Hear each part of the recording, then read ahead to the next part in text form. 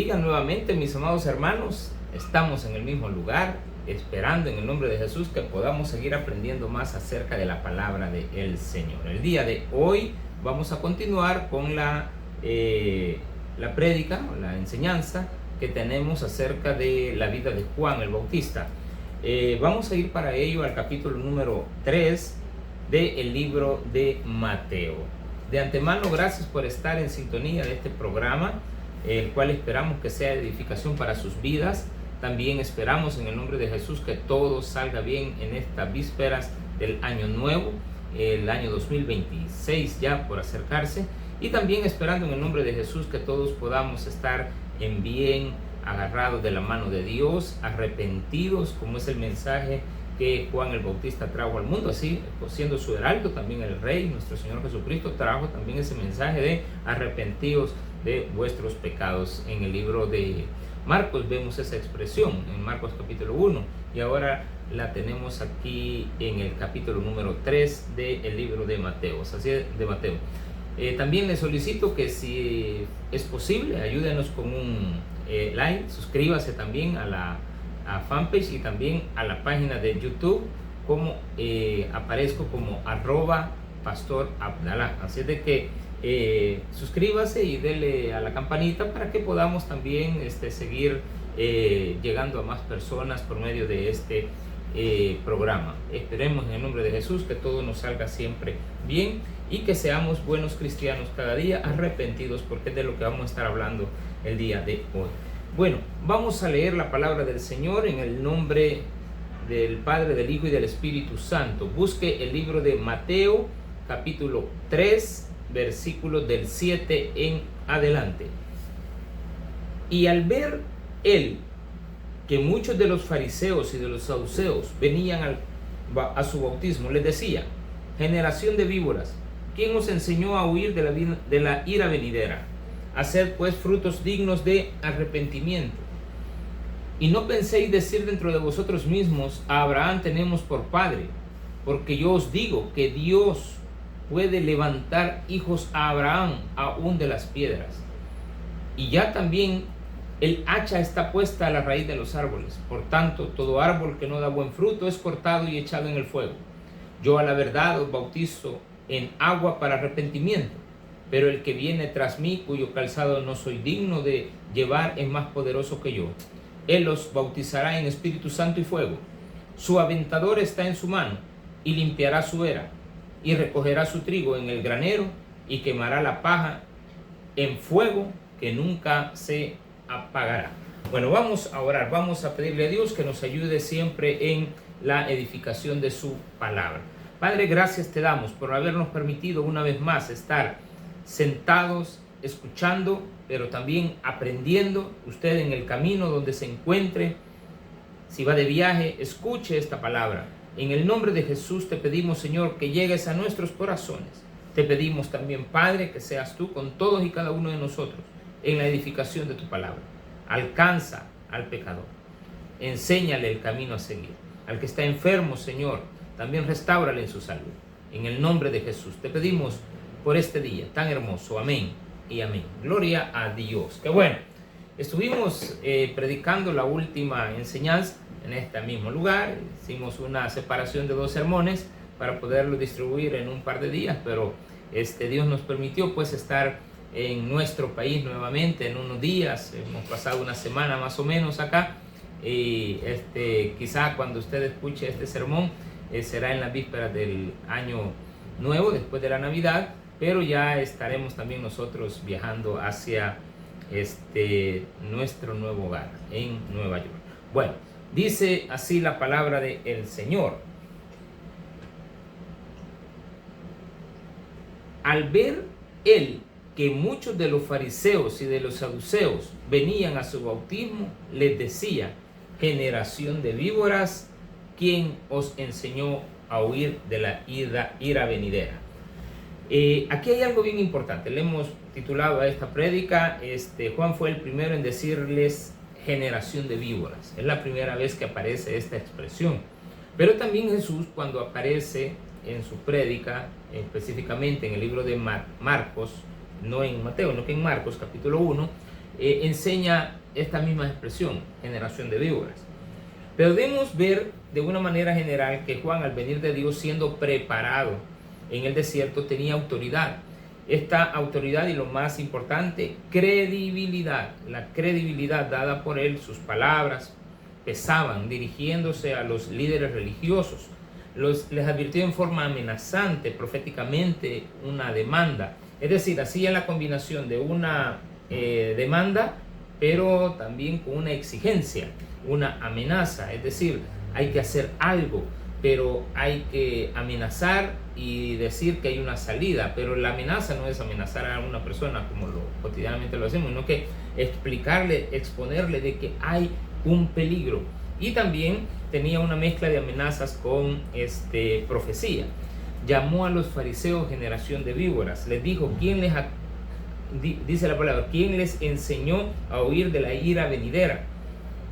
Tomemos aquí dos imágenes. Juan conocía el desierto, y como conocía el desierto, él traía a la mente el hecho de comparar las víboras que huían en el momento en el cual un fuego se presentaba en el desierto y alcanzaba los arbustos donde estaban las víboras, los alacranes, los animales pequeños que se escondían entre medio de de su área de protección, como piedras o arbustos. Ellos huían. Entonces el fuego hacía huir a las serpientes. Pero también estaba la otra que conocía acerca de los campos de trigo.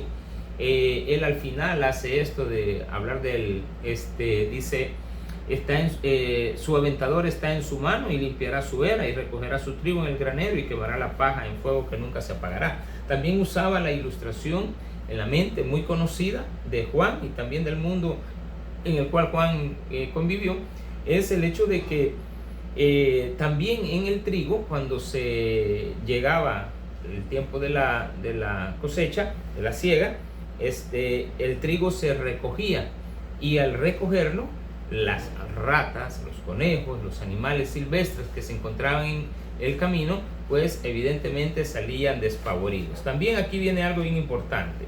Juan sabía que los fariseos, al oír la palabra del Señor, huían como las ratas y los conejos y los animales silvestres, y como las serpientes, como víboras, huían al ver el fuego, o también al momento de hacer la limpieza del trigo.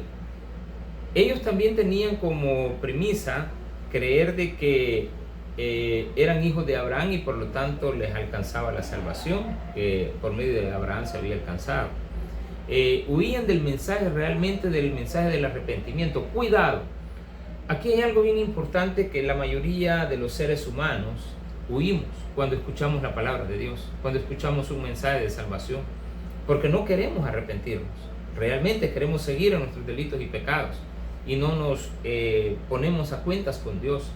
Y esto no solamente en el mundo, también en el cristianismo, entre pastores, entre congregantes, entre personas que aparentemente son buenas, que hacen el bien, cometen un pecado y vuelven a él. Entonces no hay un verdadero arrepentimiento. Entonces por eso la palabra arrepentíos, comparado también con el mundo religioso que se sentía protegido llamándose hijos de Abraham. Muchas veces nosotros también nos llamamos cristianos y como cristianos creemos de que ya estamos arrepentidos, y realmente deja mucho que desear la actitud de muchos cristianos en el mundo. Y por lo tanto tenemos que saber identificar que este llamado de arrepentimiento presentado directamente a los líderes religiosos, tanto como los fariseos como saduceos, representan en este caso a las personas que ahora nos llamamos cristianas. En aquel entonces eran los religiosos, pero ellos se atribuían ser salvos.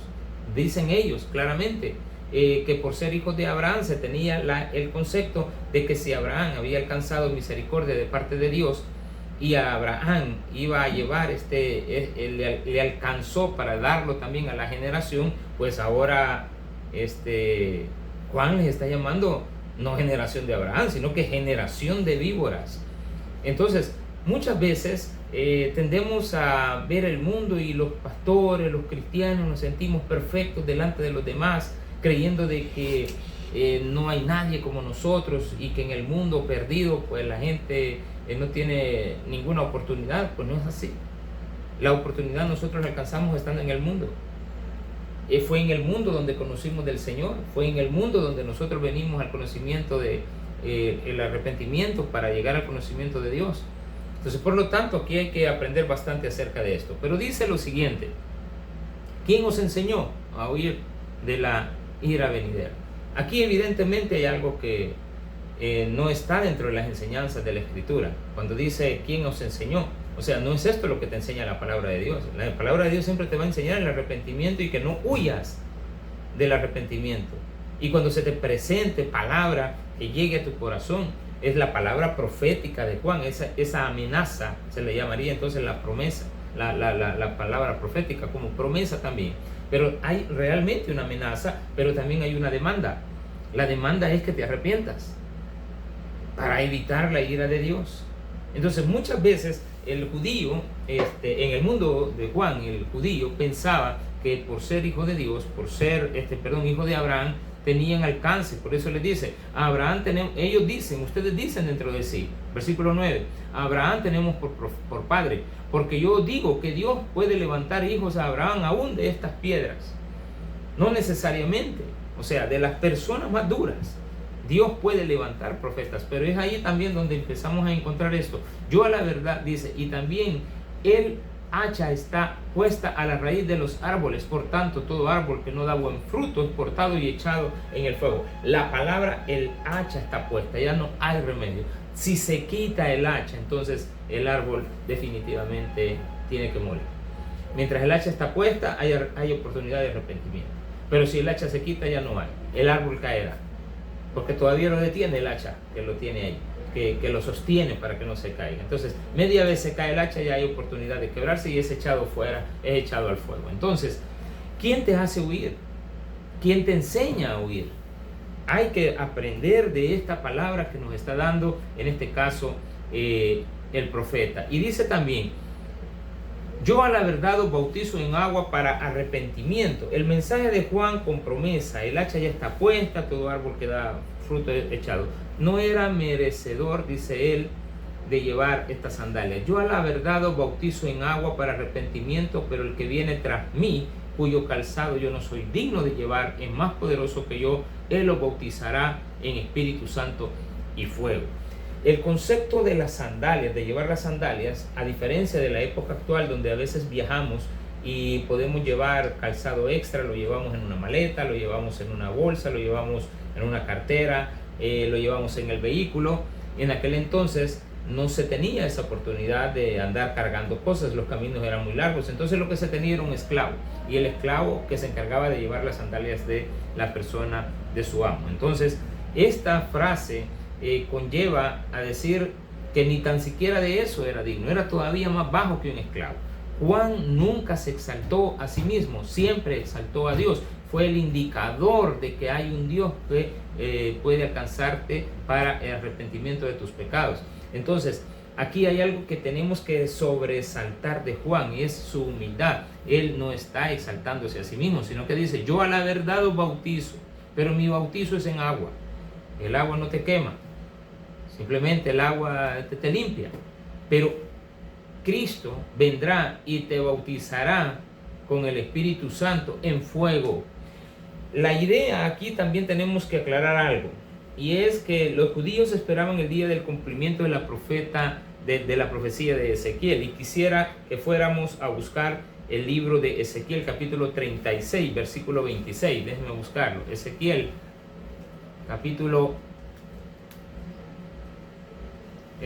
aquí está, capítulo 36, aquí está, versículo 26, dice de la siguiente manera: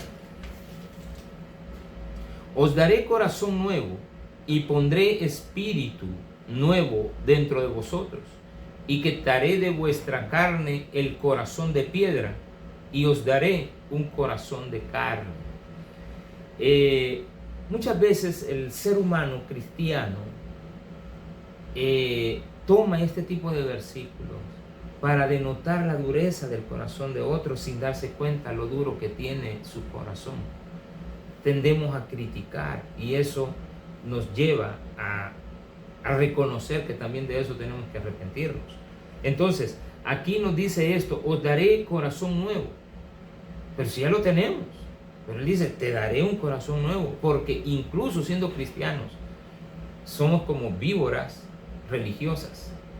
Entonces hay que tener mucho cuidado con nuestras expresiones, los deseos que tenemos, la forma de expresarnos del que está ausente, de las personas que no tenemos enfrente, de las personas que estamos tratando la manera de afectar. Eso no es correcto. Entonces tenemos que aprender de esto, que Dios mismo nos está diciendo: y quitaré de vuestra carne el corazón de piedra. El capítulo 36. Y también en el mismo libro de Ezequiel, en el capítulo 39, me gustaría que lo fuéramos a ver, si no pues escúchelo. Capítulo 39, siempre de Ezequiel, en el versículo número 29 dice así: ni esconderé más de ellos mi rostro, porque habré derramado de mi espíritu sobre la casa de Israel, dice Jehová. Entonces aquí hay algo que es importante, es el hecho de entender que Dios nos está llamando al arrepentimiento. Juan mismo no era digno de llevar las sandalias del Señor, pero él estaba teniendo una vida de acorde a los principios divinos. Por lo tanto, tiene autoridad para poder decir esto. Muchas veces nosotros no tenemos la autoridad porque no somos ejemplos. Entonces aquí esto sí es importante. Y después, sobre toda carne, acuérdese que primero enseña que es hacia Israel. Los israelitas siempre enseñaban que eran ellos primero y que después iba a Dios a alcanzar para los demás. Entonces Joel, en el libro de Joel, capítulo 2, versículo 28, en cuanto a aquel profeta que enseñó acerca de la venida del Señor, también nos dice lo siguiente, y esto es importante: y después sobre toda carne, en Joel 2:28, sobre toda carne vendrá mi espíritu sobre el pueblo, pero también sobre toda carne, y sobre toda carne es toda la humanidad. Así de que estamos incluidos también en los planes que Dios está demandando para nosotros, nos está dando una oportunidad, pero arrepintámonos de nuestros pecados. Por lo tanto, aprendamos acerca de esa doctrina. La palabra, aquí viene él y dice: les quiero enseñar que yo bautizo con agua, pero él bautizará en fuego. El Espíritu Santo tiene el Espíritu Santo y fuego. El Espíritu Santo en el contexto judío no es como la forma en la cual nosotros lo conocemos en el mundo cristiano. Sí hay mucha similitud, pero el Espíritu Santo tiene más protagonismo, por decirlo de esa manera, en la doctrina judía. Una de las cosas es de que la palabra hebrea para espíritu es ruach, y también esa misma palabra espíritu, pero en griego es neuma. Ambas palabras significan lo mismo, solamente es cuestión de traducción, y en nuestro sentido sería espíritu. Más sin embargo, esta palabra neuma viene de viento, y ruach también de viento. Nos lleva a una situación bien importante, que en el contexto de ellos no solamente es espíritu, sino que en ese contexto también es el aliento, ese viento que sale de la boca de Dios como un aliento, el ruaj de Dios. Se utiliza también para describir el viento en una tempestad. Entonces, el Espíritu Santo de Dios es el espíritu del poder, ese poder que viene a tu vida. Regresemos entonces al libro de Mateo capítulo 3. Veamos lo que vamos a seguir aprendiendo. Cuando el Espíritu Santo llega al hombre, lo reviste de poder. Cuando Cristo viene a tu vida, entonces dice: yo te bautizo con agua, pero Él te bautizará con el Espíritu, con fuego. Primero, quedémonos con el Espíritu y ya vamos a ver lo del fuego. Entonces, el Espíritu Santo llega al hombre, y cuando llega al hombre, lo reviste, el Espíritu Santo reviste al hombre de poder. Te lleva de lo real, de lo real a lo irreal. De lo irreal a lo real, o de las cosas que tú no puedes ver, pues te las lleva a la realidad. Y también nos lleva a soportar las cosas que no podemos soportar. Con la ayuda del Espíritu Santo, tú soportas lo insoportable. Con la ayuda del Espíritu Santo, te lleva a lo real. de aquellas cosas que tú ni te imaginas. Entonces ya tenemos dos aspectos: estoy en lo real y estoy soportando que lo que antes no podía soportar, lo que antes yo no podía ver, ahora lo veo. Lo irreal, ahora lo veo. Lo que antes no podía soportar, ahora lo soporto. Y también nos lleva a la victoria en medio de dificultades. Entonces, por lo tanto, en el pensamiento judío, el Espíritu Santo tiene una connotación muy distinta muchas veces a lo que nosotros solamente atribuimos como la tercera persona de la Trinidad, o una de las tres personas de la Trinidad, mejor dicho, porque no hay primera, segunda y tercera, es una sola. Pero nos quedamos ahí como que tenemos el Espíritu Santo dentro de nosotros, pero no hace nada. Entonces, muchas veces no nos damos cuenta de ello, que tenemos el Espíritu Santo, que tenemos poder, que tenemos la capacidad para soportar lo insoportable, que tenemos capacidades. El Espíritu Santo también se conecta en el mundo judío, no solamente como el Espíritu que llega al hombre, sino que conecta con la obra de la creación. Esta obra de la creación se mueve sobre las aguas. Cuando se mueve sobre las aguas, ordena lo desordenado. Los judíos atribuían al Espíritu Santo la verdad expresada al hombre en la mente. El Espíritu Santo capacita al hombre de conocer la verdad. Al entrar el hombre al hombre, o sea, el Espíritu Santo cuando entra en el hombre, abre sus ojos, nos da a conocer cosas que antes nosotros no conocíamos, quita prejuicios que nos impiden ver. Entonces, cuando nosotros podemos ver, es por medio del poder del Espíritu Santo en nosotros. Y también, ahora vamos a la segunda parte. Ya vimos que bautizará con el Espíritu, en fuego. El fuego, en este sentido, tenemos que verlo desde el punto de vista del pensamiento judío. En el pensamiento judío, el fuego tiene tres ideas. La del ilumina, porque el fuego ilumina, el fuego también da calor y el fuego purifica. Y mire qué bueno el concepto que se tiene de fuego.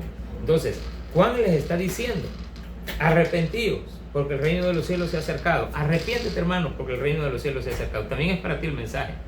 Cuidado, generación de víboras. Aquellos que son religiosos se creen que ya tienen todo resuelto, porque ya tienen acceso al cielo, porque nadie los puede detener, que nadie se los puede arrebatar, pero muchas veces son personas falsas. Y si son personas falsas, nunca fueron cristianas, nunca estuvieron arrepentidos de corazón. Entonces muchas veces las personas dicen arrepentirse, pero realmente es algo falso. Y también viene la otra parte que es bien importante, que tenemos que hacer notar. La trilla, porque él habla después al final de la trilla. Su aventador está en su mano. En la trilla, en el concepto que Juan tenía, y que también se tiene todavía en la época antes de la revolución industrial, se ocupaba para la trilla, para las cosechas, una especie de bieldo. Y el bieldo, un palo largo, que al final tiene una especie de como de tenedor, donde tiene 4 puntas. Con esto se agarra la paja, se tira, se avienta al viento, se tira a los aires, y el viento lleva la paja lejos y deja caer el trigo lo más cerca. Entonces, lo mejor queda contigo. Y eso es lo que hace Dios en tu vida. Te limpia. Entonces, te hará con fuego, pero ya tiene al aventador en su mano. Te limpia. El agua, pues, evidentemente es lo que él hace. Pero ¿qué hace el fuego? Purifica. No solamente limpia. Muchas veces la gente limpia y se vuelve a ensuciar, pero una vez purificado ya no hay nada que lo contamine. Ya está purificado.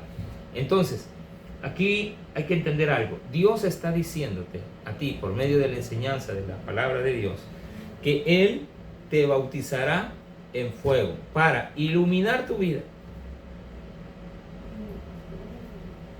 para darte calor, confianza, seguridad, su cobertura, pero también te purificará. Y luego tiene al aventador. Está en su mano y limpiará su era, y recogerá su trigo en el granero, y quemará la paja en el fuego que nunca se apagará.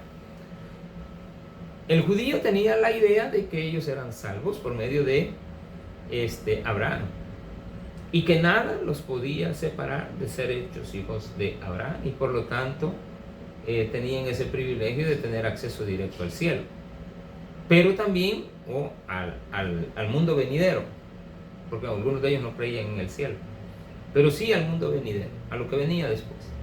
Pero aquí está diciéndoles que el hacha está puesta en el árbol, y que media vez se quite el hacha, ese árbol no servirá nada más que para ser echado en el fuego, pero para destrucción.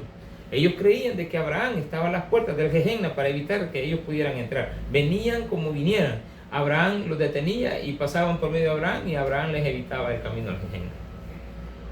Qué tremendo es para muchos creer lo que no tienen asegurado. Creer que ya tienen ganado cosas que no las tienen.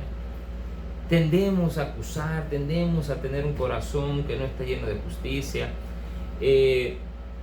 Jesús enseñó acerca de Jonás, y en Jonás se nos dice que Dios no vio el cilicio, las obras de los ninivitas. Él lo que vio fue que habían abandonado su mal camino, y por eso lo salvó. Dios ve que tú has abandonado tu mal camino, y por eso te salva. Cuando te arrepientes de corazón. El pueblo de Nínive se arrepintió. En Jonás 3:10 Él nos explica eso. Pero muchas veces nosotros decimos estar arrepentidos y estamos haciendo nuestros delitos y pecados y volvemos a lo mismo. No estamos arrepentidos. Tenemos que arrepentirnos de corazón. Y voy a cerrar con esto. En el capítulo 3,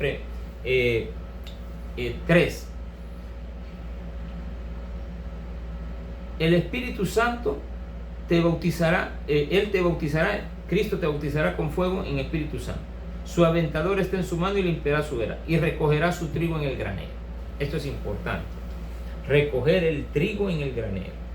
Habrá una época en la cual Dios te promete. Recuerda que venimos de amenaza, promesa y profecía.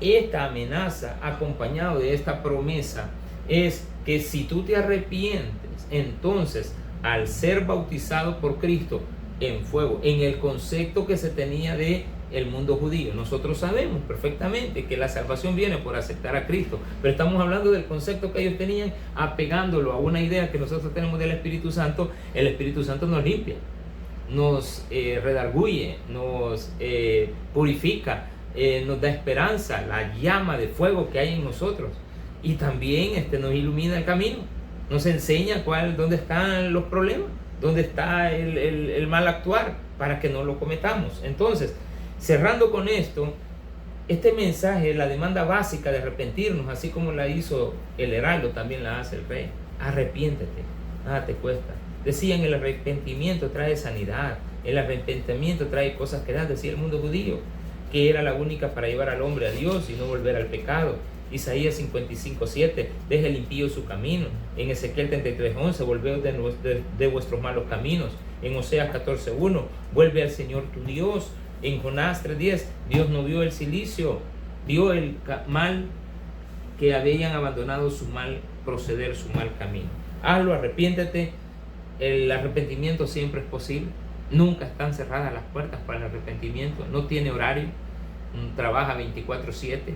Arrepiéntete el día de hoy. Que Dios bendiga tu camino. Dile al Señor que quieres que Él entre a tu corazón. En el nombre de Jesús nos despedimos. Amén y amén. Que Dios me los bendiga a todos.